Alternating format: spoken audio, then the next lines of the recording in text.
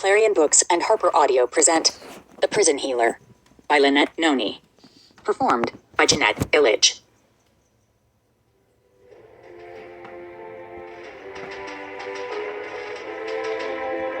Prologue. Death arrived at twilight. The little girl was down by the river picking cherry berries with her younger brother. Their father crouched at the icy water's edge, replenishing his supply of aloe weed. The soothing gel would be needed later, given how many thorns had dug into her flesh. But she could barely feel the pain, thinking instead of the supper that awaited them. Her mother made the best cherryberry jam in all of Winderall, and since the silver berries were sweetest when picked just as the moon crested the night sky, she already knew this batch was going to be delicious. If only she could stop her brother from stuffing his face with them, then she could finally deliver enough to their mother to reap the benefits of her labor. The basket was barely half full when the first scream cleaved the quiet night air. The girl and her brother froze, silver juice smeared around his half-open mouth, concern creasing her brow. Her emerald eyes looked to their father beside the wintry stream, a large bunch of aloe weed in his hands. His gaze wasn't on the mossy plants, but staring up at their small cottage on the hill, his face draining of color. "Papa, what?" "Quiet, Karen." The man hushed his son, dropping the aloe weed and hurrying toward them. "It's probably just Zulika and Terrell playing around, but we should go check that." Whatever he'd intended to say about their older sister and brother was stolen by another scream and a crashing sound that echoed all the way down to where they stood. "Papa?" The little girl spoke this time, jumping when her father wrenched the basket from her hands, berries flying everywhere, and caught her fingers in his crushing grip. She didn't get the chance to say more before her mother's shrill voice bellowed out a warning. "Run, Faron! Run!" Her father's grip turned painful, but it was too late for him to follow his wife's orders. Soldiers were pouring from the cottage, their armor glinting silver, even in the limited light, their swords raised. There were at least a dozen of them. So many. Too many. The little girl reached through the scratchy brambles for her brother's hand, his palm sticky with cherryberry juice, his fingers trembling. There was nowhere to run, trapped as they were with the icy river at their backs, the current too fast and deep for them to risk crossing. "It's all right," their father said shakily as the soldiers neared. "Everything will be all right." And then they were surrounded. 10 years later. Chapter 1. Looking down at the boy strapped to the metal table before her, Kiva Meriden leaned in close and whispered, "Take a deep breath." Before he could blink, she braced his wrist and stabbed the tip of her white-hot blade into the back of his hand. He screamed and thrashed against her. They always did, but she tightened her grip and continued carving 3 deep lines into his flesh, forming a Z. A single character to identify him as a prisoner at Zalandov. The wound would heal, but the scar would remain forever. Kiva worked as fast as she could and only eased her grip once the carving was complete. She repressed the urge to tell him that the worst had passed. While barely a teenager, he was still old enough to discern the truth from lies. He belonged to Zalandov now. The metal band around his wrist labeling him as inmate H67L129. There was nothing good in his future. Lying would do him no favors. After smearing Balico sap across his bleeding flesh to stave off infection, then dusting it with pepperroot ash to ease his pain, Kiva wrapped his hand in a scrap of linen. She quietly warned him to keep it dry and clean for the next 3 days, all too aware that it would be impossible if he was allocated work in the tunnels, on the farms, or in the quarry. "Hold still, I'm nearly done," Kiva said, swapping her blade for a pair of shears. They were speckled with rust, but the edges were sharp enough to cut through steel. The boy was shaking, fear dilating his pupils, his skin pale. Kiva didn't offer him any reassurances, not while the armed woman standing at the door to the infirmary watched her every move. Usually, she was given a degree of privacy, working without the added pressure of the guards' cold, keen eyes. But after the riot last week, they were on edge, monitoring everyone closely, even those like Kiva, who were considered loyal to the warden of Zalandov, a traitor to her fellow prisoners, an informant, a spy. No one loathed Kiva more than she did herself, but she couldn't regret her choices, regardless of the cost. Ignoring the whimpers now coming from the boy as she moved toward his head, Kiva began to hack at his hair in short, sharp motions. She remembered her own arrival at the prison a decade earlier, the humiliating process of being stripped down, scrubbed, and shorn. She'd left the infirmary with raw skin and no hair, an itchy gray tunic, and matching pants, her only possessions. Despite all she'd been through at Zalandov, those early hours of degradation were some of the worst she could recall.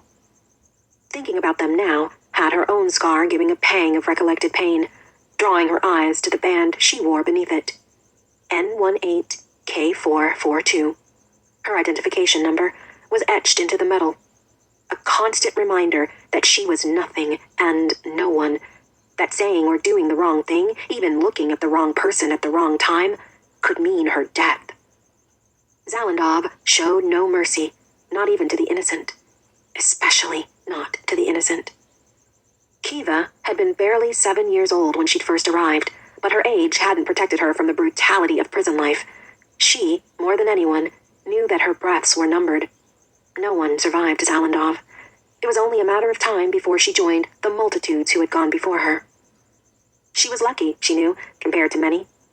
Those assigned to the hard labor rarely lasted 6 months, a year at most, but she'd never had to suffer through such debilitating work. In the early weeks after her arrival, Kiva had been allocated a job in the entrance block, where she'd sorted through the clothes and possessions taken from new inmates. Later, when a different position had needed filling, due to a lethal outbreak that took hundreds of lives, she was sent to the workrooms and tasked with cleaning and repairing the guards' uniforms. Her fingers had bled and blistered from the unending laundry and needlecraft, but even then, she'd had little reason to complain, comparatively. Kiva had been dreading the order for her to join the laborers, but the summons never came. Instead, after saving the life of a guard with a blood infection by advising him to use a poultice she'd seen her father make countless times, she had earned herself a place in the infirmary as a healer. Nearly 2 years later, the only other inmate working in the infirmary was executed for smuggling angel dust to desperate prisoners, leaving the then 12-year-old Kiva to step into his role. With it came the responsibility of carving Zalandov's symbol into the new arrivals, something that, to this day, Kiva despised. However, she knew that if she refused to mark them, both she and the new prisoners would suffer the wrath of the guards. She'd learned that early on, and bore the scars on her back as a reminder. She would have been flogged to death had there been anyone skilled enough to replace her at the time. Now, however, there were others who could take up her mantle. She was expendable, just like everyone else at Zalandov. The boy's hair was a choppy mess when Kiva finally set the shears aside and reached for the razor. Sometimes it was enough to just cut away the tangles. Other times, new arrivals came with matted, lice-infested locks, and it was best to shave it all off, rather than risk a plague of the small beasts spreading around the compound. "Don't worry, it'll grow back," Kiva said gently, thinking of her own hair, black as night, that had been shorn upon her arrival, yet now fell well down her back. Despite her attempted comfort, the boy continued trembling, making it harder for her to avoid grazing him as she swiped the razor over his scalp. Kiva wanted to tell him what he would face once he left the infirmary, but even if the guard hadn't been watching closely from the doorway, she knew that wasn't her place. New prisoners were partnered with another inmate for their first few days, and it was that person's responsibility to offer an introduction to Zalandov, to share warnings and reveal ways to stay alive. If, of course, that was desired. Some people arrived, wanting to die. Their hope already crumbled before they stepped through the iron gates and into the soulless limestone walls. Kiva hoped this boy still had some fight left in him. He would need it to get through all that was coming. "Done," she said, lowering the razor and stepping around to face him. He looked younger without his hair, all wide eyes, hollow cheeks, and protruding ears. "That wasn't so bad, was it?" The boy stared at her, as if she were one move away from slitting his throat. It was a look she was used to, especially from new arrivals.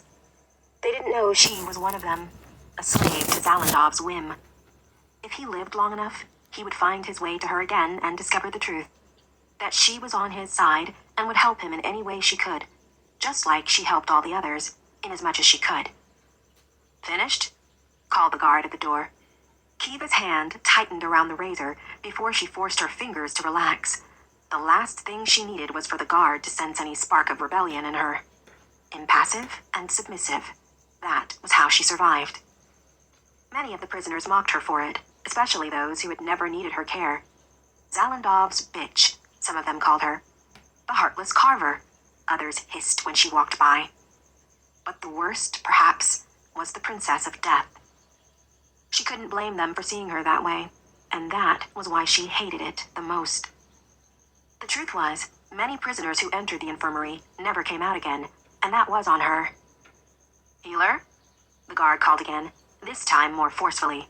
"Are you finished?" Kiva gave a short nod, and the armed woman left her spot at the door and ventured into the room. Female guards were a rarity at Zalandov. For every 20 men, there was perhaps one woman, and they seldom remained at the prison long before seeking posts elsewhere. This guard was new, someone Kiva had noticed for the first time a few days ago, her watchful amber eyes cool and detached in her youthful face. Her skin was 2 shades lighter than the blackest black, indicating that she hailed from Jurva, or perhaps Hadris, both kingdoms renowned for their skilled warriors. Her hair was cropped close to her scalp, and from one ear dangled a jade-tooth earring. That wasn't smart. Someone could easily rip it out. Then again, she carried herself with a quiet confidence, her dark guard uniform a long-sleeved leather tunic, pants, gloves, and boots, barely concealing the wiry muscles beneath. It would be a rare prisoner who was willing to mess with this young woman, and any who did would likely find themselves on a one-way trip to the morgue. Swallowing at the thought, Kiva stepped backwards as the guard approached, giving the boy an encouraging squeeze of his shoulder as she moved past. He flinched so violently that she immediately regretted it. Kiva indicated the pile of discarded clothes that the boy had worn before changing into his gray prison garb. "Take these to the entrance block for sorting." This time, it was the guard who nodded, before setting her amber eyes on the boy and ordering, "Come." The scent of his fear permeated the air as he rose on wobbling legs, cradling his wounded hand with the other, and followed the guard from the room. He didn't look back. They never did.